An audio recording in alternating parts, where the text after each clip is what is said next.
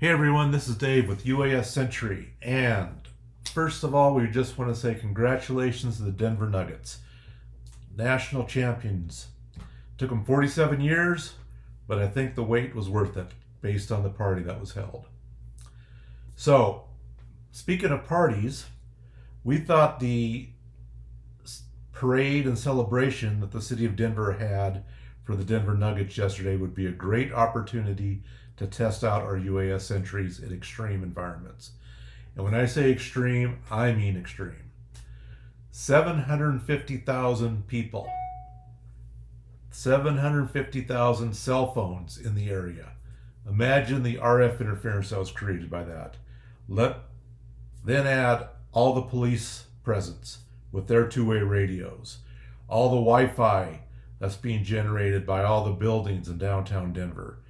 It was probably as crazy of an RF interference situation that you can imagine. You know, we test in the lab, but nothing beats testing in the real world.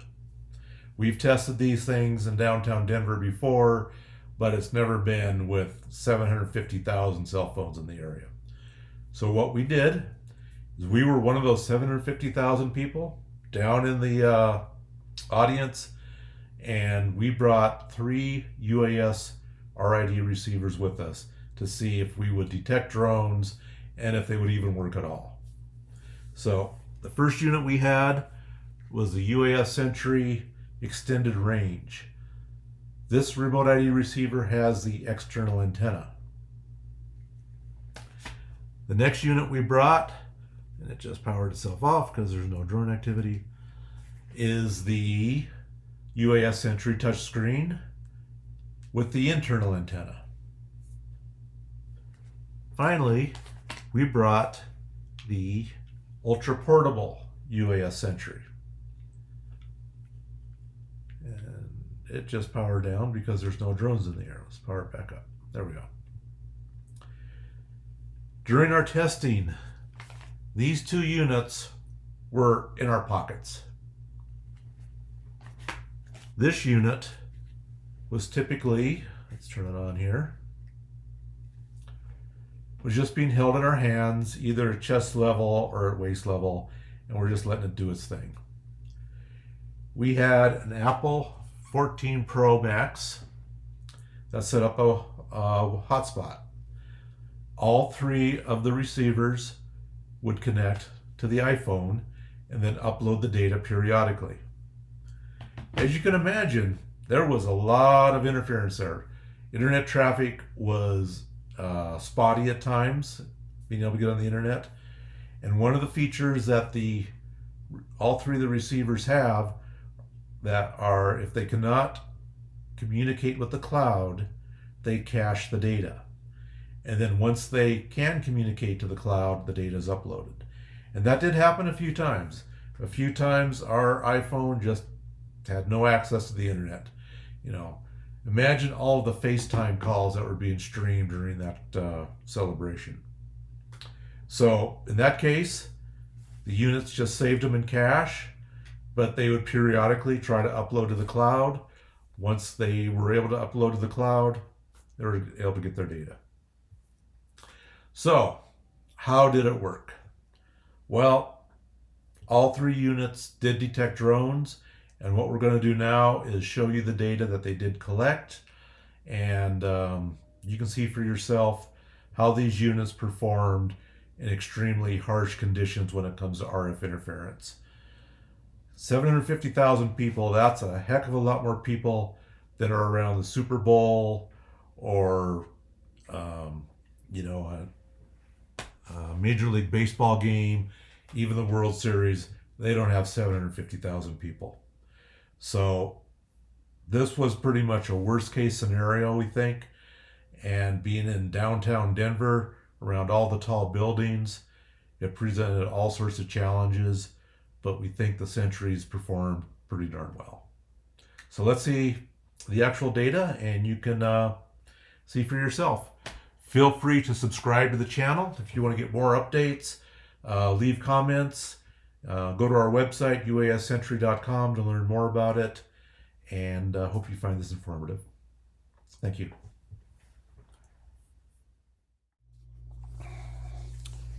Alrighty, so we've got Safari brought up as our browser. Browser doesn't matter, but we're on a Mac, so we're going to use Safari. We're at the home page for UAS Sentry, so let's go to the map. So uassentry.com/map. So this will show you the recent activity that the UAS Sentries, which have been sold in various parts of the country, the drones that they've detected. So we're in guest mode, so you can just kind of move around. You can hold your mouse over a drone icon and it will tell you information. This was a Mavic 3. That was flying.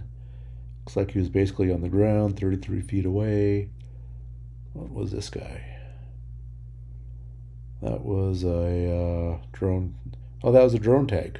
Oh, so someone was using a drone tag mini, and the heading was 223 degrees, and distance was 21 feet. Interesting.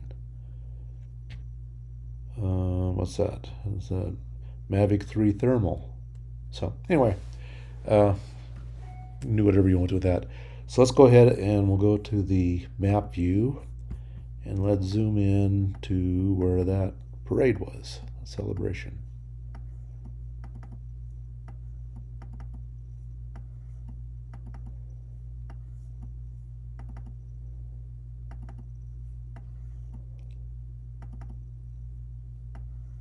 And here we go. The parade started off at Union Station, which was in this area, and then it ended up in Civic Center Park, or City Center Park, I don't know what it's called, in this area.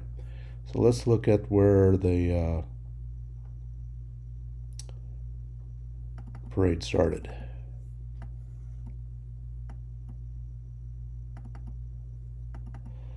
So now we're in guest view right now, so you're not going to see all of the entries. Only a few entries are shown when you're in guest view.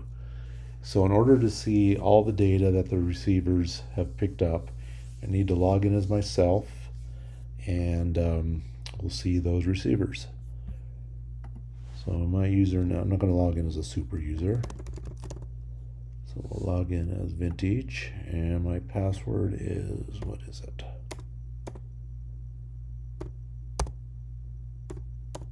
I think that's right. Find out. Nope, don't want to see it. So right now you see that there's no drones detected at all because it's not looking at any receivers. There's a drop down over here, and those are the receivers that are currently registered to myself. And the receivers that I brought to the celebration was the yellow Sentry extended reach, the black touchscreen, and the ultra portable. But for now, let's just hit all. It'll show me all the data received by my receivers. And there we go. And you can see here's Empower Field at Mile High. That's where the Broncos play, and there's a red circle around that. We've got a perimeter set up around that. So we'll get notified if any receiver detects drone activity flying over Mile High.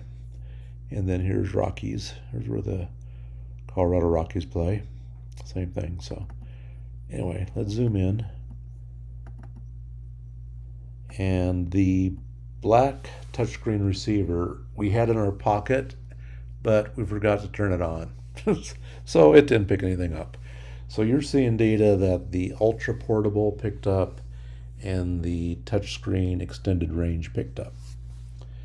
And if you hold your mouse over either the pilot or the drone, it will tell us that the drone is currently at 265 feet. The drone is a Mavic 3 Pro. Drone is speed is 0. It's just sitting there, and the distance between the pilot and the drone is 1,279 feet. The remote ID is X'd out right now because this is just a special version we're doing for this video. I don't want to broadcast the actual serial numbers of the remote ID receivers, but the common name, the name that I named it, UAS Sentry Extended Range, is in parentheses. When you purchase one of these receivers, you have the ability to give it any name you want to. And that way, when you see the list of receivers that you own, it's easier to maybe select the one that you're interested in. For example, if you're a prison, you might have one on the north wall, south wall, east and west walls, and you would label them as such. The time that this was taken was on June 15th at 12:14 Eastern Time and 4 seconds, which was 10:14 in the morning, which is about right because that's when the parade was going on. So we can actually even zoom in a little closer if we want. And we can go to map view, and we can see, the pilot took off in the middle of a park, and that's where the drone is. So let's see what activity was picked up just by the ultra portable. So there's a drop down here. It says Sentry serial number, and here is the ultra portable. Again, these are X'd out only for this demonstration. In the real world, they would have the actual serial numbers, but we don't want to advertise on the internet what the serial numbers are. So we'll select ultra portable and hit submit. And these are the drones that were picked up by the ultra portable that was just in my pants pocket. So we can take a look at this guy. That was a Mavic 3 Senty. He's at 200 feet high and about 417 feet from his current location. As the pilot moves around or walks around, every time the data is recorded, it would show that. So, for example, if the pilot were in a moving car, it would show, the pilot was moving around. Let's go ahead and zoom in a little closer.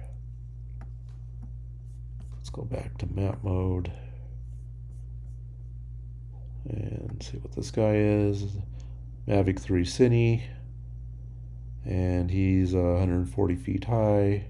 No, 141 feet between the pilot and the drone, and he's 13 feet above ground level. So he was very low. He was just barely above the street or wherever he was.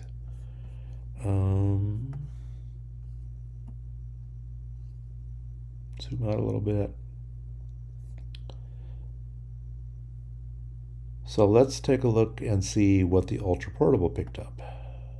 Or not the ultra portable, the extended range Sentry touchscreen. Let's submit. And looks like he got a few more data points than the ultra portable, which isn't surprising. And hold the mouse over. There's the Mavic 3 Senty again. So this guy was apparently probably walking down the street as he was flying. That's interesting.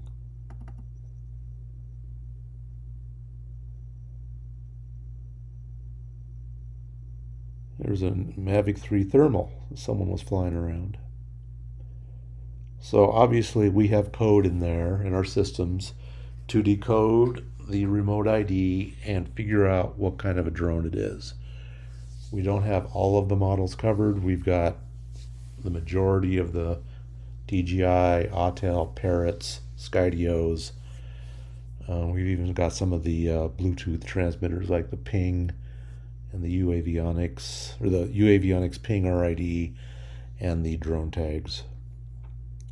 So anyway, that's what was seen at the beginning of the parade. Let's zoom out and go to the end of the parade.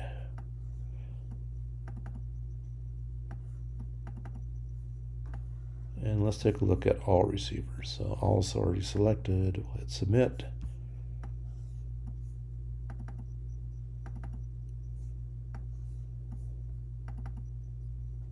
So this is where all the dignitaries were and the players were being introduced.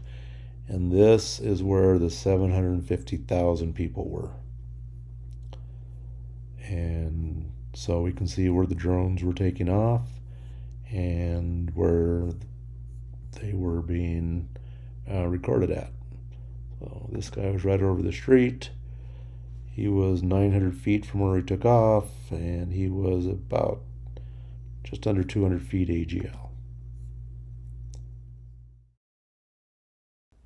Okay, let's take a break from looking over the map, or looking at the map, and we'll show you the screen recording that we did with the iOS app on the iPhone 14. So what you're seeing now is an actual screen recording. In the very center of the screen, you should see a pin that represents where I am. And then right now you see the two drones, a Mavic 3 Pro and a Mavic 3 Senty, and an Air 2S just appeared. So as the drone is flying around, and as the receiver picks up the updates, it sends that information to the iPhone over Bluetooth, and then the screen on the iPhone is updated. If you tap on the drone or the person icon, it will tell you more information about the flight. So I think I do that here in a second.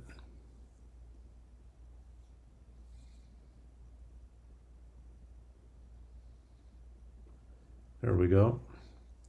So it tells you where the pilot is, where the drone is, and all that.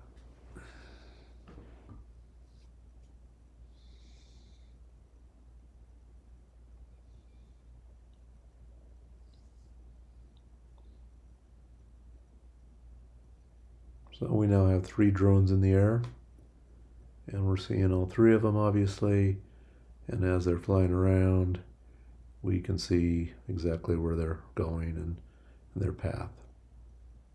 So just thought you might be interested in seeing the data that you can see on the iOS app. We don't have an Android app yet. That's currently being worked on. Hope to have that available soon. So let's go back to the map.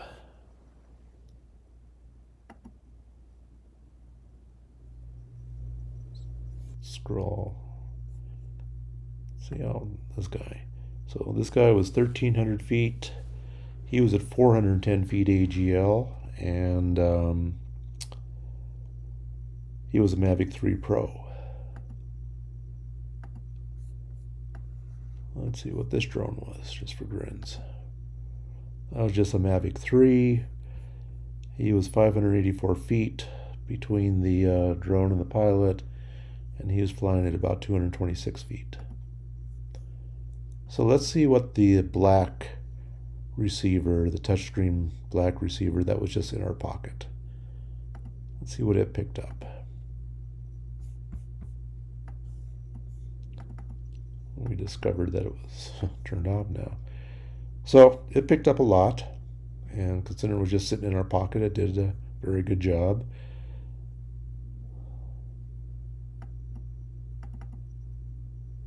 This guy was flying pretty much straight down the line, center line of where all the dignitaries were. 283 feet at that point. When he was up close and personal, let's see, 294 feet, and he was at 397 feet AGL. So that is what the black screen picked up. Let's see what the ultra portable, which was also just sitting in our pocket, picked up. not quite as much.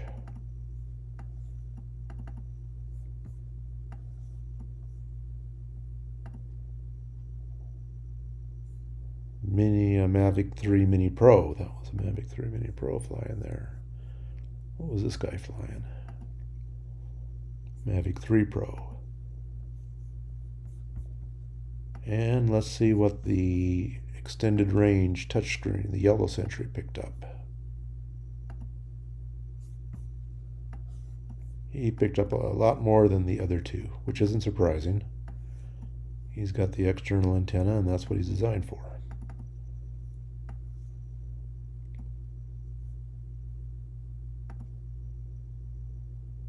This guy had an AGL of 537 feet, and the distance between him and the drone was 787 feet. What kind of drone was that? It was a Mavic 3 Pro. What was this guy? Another Mavic 3 Pro. He was at 127 feet above the ground and about just under 900 feet. Who looked like they were the furthest?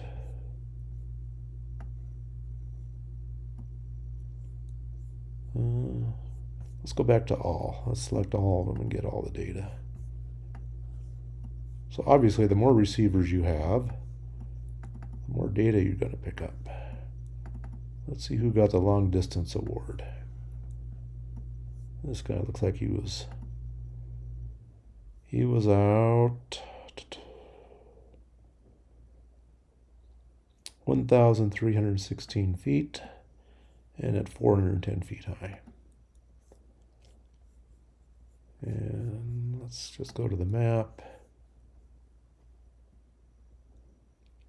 So,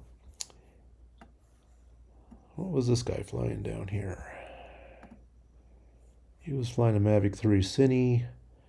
He was at 200 feet above the ground and 938 feet between him and the drone. So I think you get the idea of what what we're doing here. And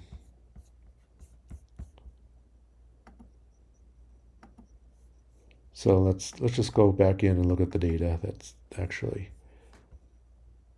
so like this guy. So since we're not a super user or law enforcement, the actual remote ID is not displayed. Normally the Sentry receiver serial number would be displayed, but we've got that turned off for now. And I guess that's it. And if you're just looking at the map in guess mode, then you also don't get things like the date or the exact longitude and latitude of the drone and the pilot. So that's it.